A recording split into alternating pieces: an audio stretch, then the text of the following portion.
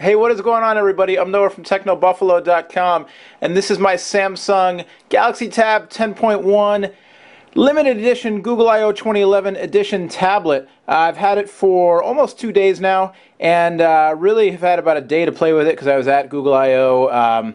I got it at I/O 2 days ago, did an unboxing, and then I've had it for a couple days, etc., etc. But I'll tell you what, hardware-wise, this thing is killer. Software-wise, it's really pretty good. It's got some hiccups, and then obviously there's a whole thing of what platform you want to use.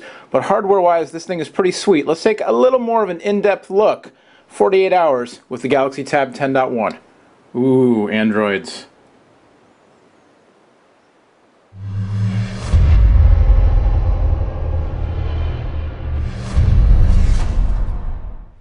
Alright, so right off the bat, I'll tell you that John is sending up our ASUS Transformer, our ePad Transformer, eTransformer? ePad Transformer review unit, so I can check it out and go head-to-head, because as of now, the Tab 10.1 may be my favorite Android tablet to date, and John is really high on the Transformer, so I am excited to get my hands on that one. I haven't yet tried it myself and check it out. But what I really like about the Tab, which is also what I really like about my other favorite Android tablet, the LG G Slate for T-Mobile, or Optimus Pad, is the hardware, the form factor. This thing is incredibly thin, incredibly lightweight. It's about 1/3 of an inch thick. It weighs 1.3 pounds, I believe. And it's just my criticisms about the Motorola Zoom, software aside, but hardware-wise, my two big criticisms were the screen was kind of washed out, and it was bulky, it was heavy, it was kind of thick and kind of heavy, and just for one-handed use, there was no way it was going to happen for me. But this thing is not a problem to hold one-handed. And what was really cool, actually, was at the show, at Google I/O, people got these on the first day after the opening keynote, and there was a long line to wait in, and then everybody got one for free. And I saw lots of people walking around the rest of that day, and especially on day 2, using this with the official app from the show to figure out where to go, you know, what sessions were happening when, where they were located, all that kind of stuff. So really very cool. One of the other things that when I say very cool, I mean twofold. I mean, very cool that they were able to use that instead of, having a whole bunch of paper printed up. It's cool, especially at a tech conference, to see people using the tech instead of, old tech like paper that's not reusable. But then the second thing is just that people were walking around with them because it's so lightweight and easy enough to hold. I'm still going to say that I think the widescreen form factor is superior for a tablet to the route that iPad went with the 4:3 aspect ratio. And look, to everybody out there who's already saying, why are you comparing this to iPad? Why do you have to talk about Apple all the time? It's because it's the market leader. It's not, this is not getting into, which is better right now. It's just, that's the market leader. The other thing, and I'm just going to mention this straight up because it's obvious, it's not digging at Samsung, it's not digging at Android or Google. It's just saying this straight up. Everybody who's seen this, who is not a geek, so that's about 5 people so far, has said, oh, is that your iPad? Because it looks like an iPad. It really does. I mean, the form factor is different. And like I said, that's a big plus for me, the widescreen form factor. But, the black bezel with the chrome band around it, I mean, it's very iPad looking. Granted, any tablet is going to look like any other tablet to an extent, but if you look even at the zoom, the zoom looks a little bit different. So definitely there is something to the Samsung's recent hardware designs, being reminiscent of some of Apple's. Anyway, that being said, to get off of that train, let's load up some music in the background here. This is the new music beta by Google, which works very well. We'll do a separate hands-on video on that one. No, I don't want to hear that song. I want to hear this song. There we go. But this works on Android devices. It works on the web, and it works very well streaming your music from the cloud. Rotate that into portrait mode. So we'll get to a separate video on that. But anyway, to get back to the Tab 10.1, the fact that it's lightweight enough and you can use it one-handed. You can hold it, the long way. We'll have to back the camera up here so you can get a better view of this. But you can hold it the long way, no problem, because it's light enough weight, and then it's narrow enough with the widescreen form factor that you can do things on it with one hand. And you can do two-thumbed typing in this mode. We'll stop the music. even though the Isley brothers have much better voices than I do. We'll get back to the home screen there. So if I go into, let's go into the browser, and if I want to type in a URL, it's not a problem at all to go two-handed. You can see there's a custom Samsung keyboard on here, which so far I really like. I actually think it's a minor improvement over the stock Android keyboard, just because things are a little more clearly labeled, the caps lock button, things like that. Just little minor things that I like more than I like the stock Android keyboard. And then obviously, you know, it's Android, so you can install all kinds of stuff on it. We'll go to customizations, widgets, you know, custom keyboard replacements, all that kind of business. So here's Techno Buffalo in the mobile theme mode. I've had a few crashes. I had the camera crash on me. I actually started this video and then the camera crashed on me. Yeah, for some reason, Android browsers seem to have a problem switching into mobile theme mode with our website. Every time I do a review video, it's like that. I don't know why. One site that always works for me is ESPN's TrueHoop. So let's go there.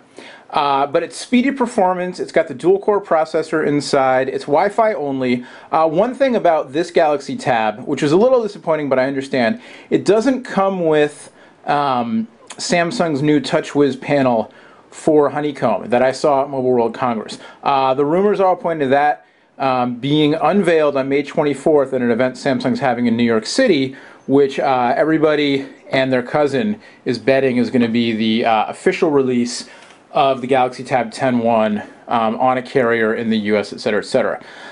So I'm kind of excited because I actually thought that TouchWiz looked pretty good and pretty useful. I'm kind of psyched to see that. But lots of people don't like the TouchWiz or just don't want anything, you know, besides stock Android. So this is Android 3.0.1. Kind of weird they announced 3.1 yesterday and it was available to Motorola Zoom customers, although as Adriana reported, she and John both having problems getting it downloaded to their devices. But then they handed out to developers, you know, this really slick top-of-the-line tablet with only 3.0.1 on it. 3.1 is coming in the coming weeks, apparently, for us. But it's the same screen size as the Zoom, 10.1 inches, 1280 by 800. To me, the screen on the Galaxy Tab is just crisper, brighter, looks nicer than the screen on the Zoom did. The performance is zippy with the dual-core 1 gigahertz processor. It's got 32 gigs of RAM for internal storage. It's got a front-facing camera like we showed in the intro, and then the rear-facing camera. It's a 3 megapixel camera with a flash, and then on the front-facing camera is 2 megapixels. You can see this is just kind of fun that they did this. The limited edition Google I/O, the developers edition, with the cool custom backplate there. Kind of a neat touch. On the side, you've got the stereo speakers actually sound quite good considering how small this device is. And then you've got a 3.5mm headphone jack on the top. It came with earbuds, and then obviously you can, you know, send your music or your audio out to, you know, a better speaker system and so on. It's got a rocker switch for volume. It's got a power lock switch as well. And then again, I'm just pointing out this, you know, interesting that instead of a USB port and a mini HDMI port, Samsung went with a proprietary connector that, I'll get the cable here.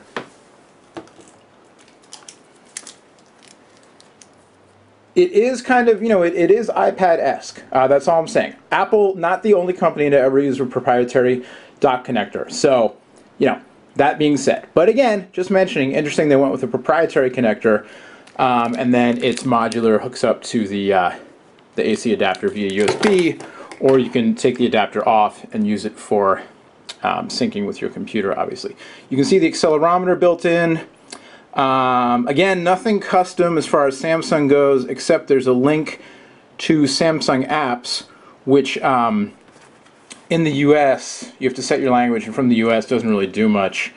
You know, there are 10 apps here now, and they're all just like these tests. So, not really much going on there. We'll see by the 24th what Samsung has in store for the official launch. But again, so far, really enjoying it. You know, I am not going to get in right now to a whole Android versus other platforms debate, but just to say that as Android tablets go, for kind of a full-on, let's go to YouTube and watch a little video. For a full-on Honeycomb, I don't know what's going on. Let's watch this one. for a full-on honeycomb experience, I mean, this is just great, and a lot of that has to do with the form factor, because all these devices now, you know, the honeycomb devices have the dual-core processor, and the performance is generally pretty good. There are some bugs, still, like I said, some crashes, but you know, that happens on any platform. You're going to get some crashes and whatnot. Unfortunately, it's just kind of the way it is these days. But really, they nailed it on the form factor. Haven't had a chance to really run down the battery yet, so I'll have to get back with some battery performance info. And like I said, it's Wi-Fi only. There's no cellular data on this device, so it's just going over Wi-Fi. But so far, so good. Really impressed. I think Samsung nailed it on the hardware. I think the hardware, you know, for my money, is probably the best tablet hardware out there. I mean, performance-wise, you know, you could compare it to well, whatever you want, but form factor wise, I prefer this to iPad 2.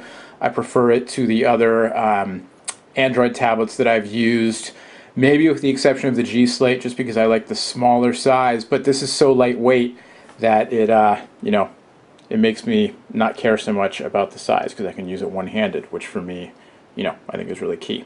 So there you go. A quick kind of, I've had it for 2 days. I've used it for about a day. First impression review of the Samsung Galaxy Tab 10.1 limited edition, Google I/O developer edition, Wi-Fi only, etc., etc.